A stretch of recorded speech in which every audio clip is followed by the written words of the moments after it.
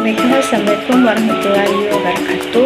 Perkenalkan, nama saya Hijrah Nabilawati dengan NIM 230404502010 dari kelas D. Di sini saya akan membahas tentang perspektif Albert Adler tentang masalah kepribadian dalam psikologi sosial antara rasa inferioritas dan kebutuhan akan kebersamaan.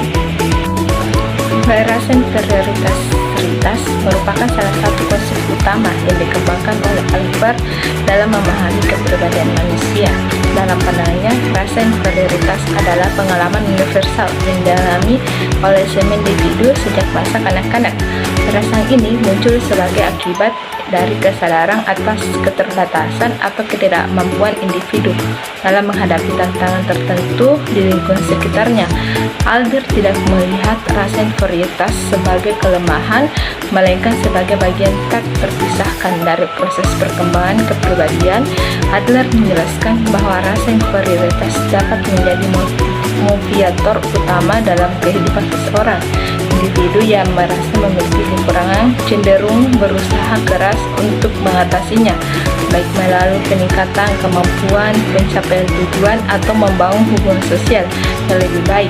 Proses ini disebut Adler sebagai striving for superior, yaitu dorongan untuk mencapai keunggulan dan kesempurnaan diri. Namun, pentingnya untuk dipahami bahwa dorongan ini tidak selalu berarti menjadi lebih baik dari orang lain, melainkan lebih kepada pencapaian potensi diri secara maksimal.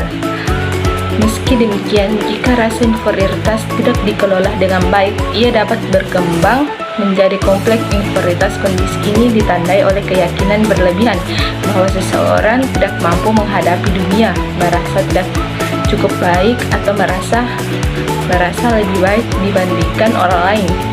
Kompleks inferioritas ini dapat menghambat perkembangan kepribadian, menciptakan pola pikir negatif, dan menimbulkan berbagai masalah psikologis seperti rendahnya kepercayaan diri, kecemasan, dan atau bahkan depresi. Adler juga menekankan bahwa bagaimana individu menghadapi rasa inferioritas sangat dipengaruhi oleh lingkungan sosialnya, dukungan dari keluarga, teman, dan masyarakat, melainkan peran penting dalam membantu seseorang mengatasi rasa inferioritas. Lingkungan yang mendukung akan membantu mengembangkan rasa percaya diri dan mengubah rasa inferioritas menjadi motivasi yang positif. Sebaliknya, lingkungan yang penuh kritik atau kurang memberikan dukungan dapat memperburuk rasa inferioritas dan menghambat perkembangan kepribadian. Dalam konteks yang lebih luas, konsep rasa inferioritas Adler memberikan pemahaman mendalam tentang dinamika psikologis individu. Dia menunjukkan bahwa perjuangan untuk mengatasi keterbatasan tidak hanya penting untuk pertumbuhan pribadi, tetapi juga membentuk bagaimana seseorang berinteraksi dengan lingkungan yang dengan menghambat konsep ini. Individu dapat belajar mengelola rasa inferioritas secara sehat, sementara para periatis psikologi dapat menggunakan sebagai kerangka kerja dalam membantu individu mengatasi masalah kepribadian. Kebutuhan akan kebersamaan atau yang disebut social inferioritas Albert merupakan konsep fundamental dalam teorinya tentang kepribadian. Adler memandang manusia sebagai makhluk sosial dan secara alami memiliki dorongan untuk hidup dalam harmoni dengan orang lain. Social interest mengacu pada rasa keterhubungan individu dengan masyarakat, kesadaran akan keberadaan orang lain, dan keinginan untuk berkontribusi pada kesejahteraan bersama. Menurut Adler, social interest adalah indikator utama dari kesehatan mental dan kepribadian yang matang. Peran social interest dalam membentuk pola hubungan interest yang tinggi cenderung membangun hubungan yang positif dan harmonis dengan orang lain. Mereka memiliki empati, memahami kebutuhan dan perasaan orang lain, serta berusaha menjaga keseimbangan antara kebutuhan pribadi dan kebutuhan komunitas. Dalam hubungan interpersonal, social interest mendorong individu yang menghindari konflik yang tidak perlu mencari solusi dan menguntungkan semua pihak dan menciptakan lingkungan yang mendukung pertumbuhan bersama. Adler percaya bahwa pengembang sosial interest dipengaruhi oleh faktor lingkungan, terutama keluarga, pola asuh yang penuh kasih sayang dan mendukung dapat membantu anak mengembangkan rasa keterhubungan dengan orang lain. Sebaliknya, pola asuh yang penuh kritik, ketidakpedulian, atau terlalu otoriter dapat menghambat perkembangan sosial interest. Anak yang tidak memiliki rasa keterhubungan ini mungkin tumbuh menjadi individu yang egosentris, kurang empati, atau bahkan cenderung memanfaatkan orang lain untuk kepentingan pribadinya.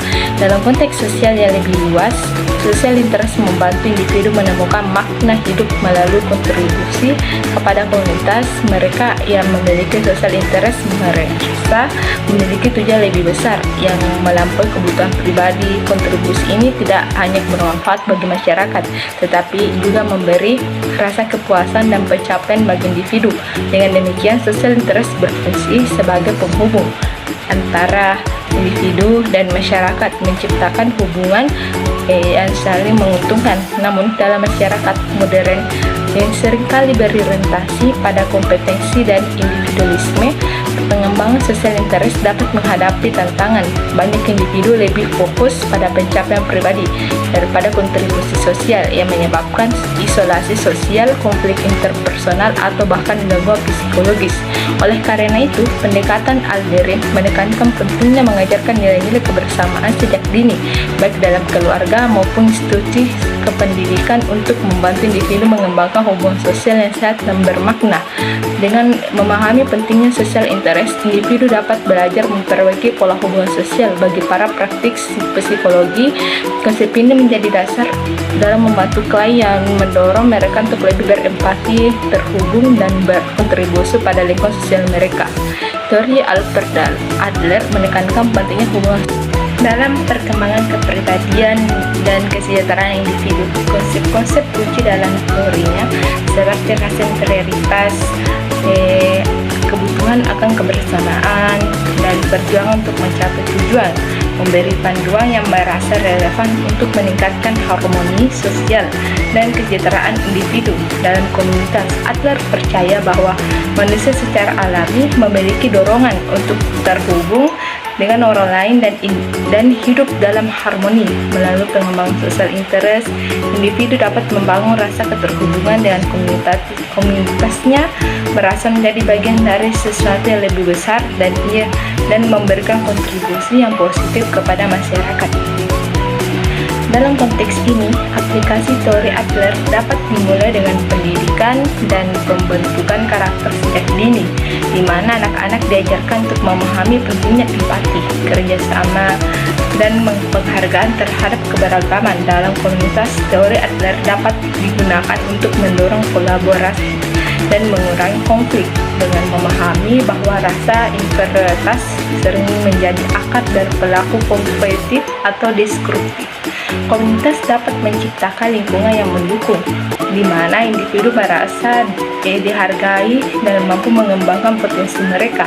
Ini dapat diwujudkan melalui program-program seperti dukungan sosial, pemberdayaan individu, dan pelatihan keterampilan interpersonal.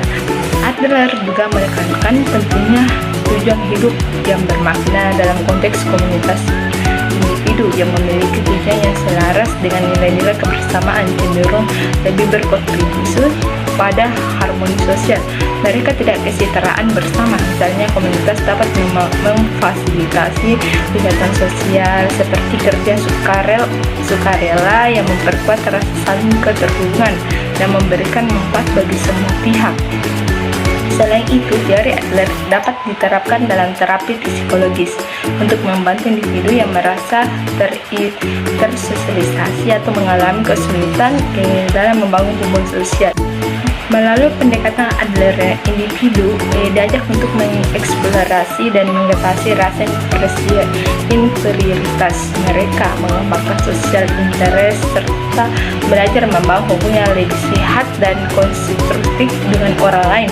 Dalam dunia kerja, prinsip-prinsip Adlerian juga relevan untuk menciptakan budaya organisasi yang inklusif dan kolaborasi, dengan menamakan nilai-nilai kebersamaan, perusahaan yang meningkatkan kesejahteraan karyawan yang pada akhirnya mendukung produktivitas solidaritas dan harmoni dalam lingkungan kerja. Aplikasi teori Al-Albert memberikan landasan untuk membangun komunitas yang lebih sehat secara emosional dan sosial dengan menekankan pentingnya hubungan personal, penghargaan terhadap kontribusi individu dan pencapaian tujuan bermakna. Teori ini menjadi panduan yang berharga dalam menciptakan keseimbangan antar kebutuhan individu dan kepentingan bersama. Itu saja dapat saya jelaskan, kurang dan lebihnya mohon dimaafkan. Assalamualaikum warahmatullahi wabarakatuh.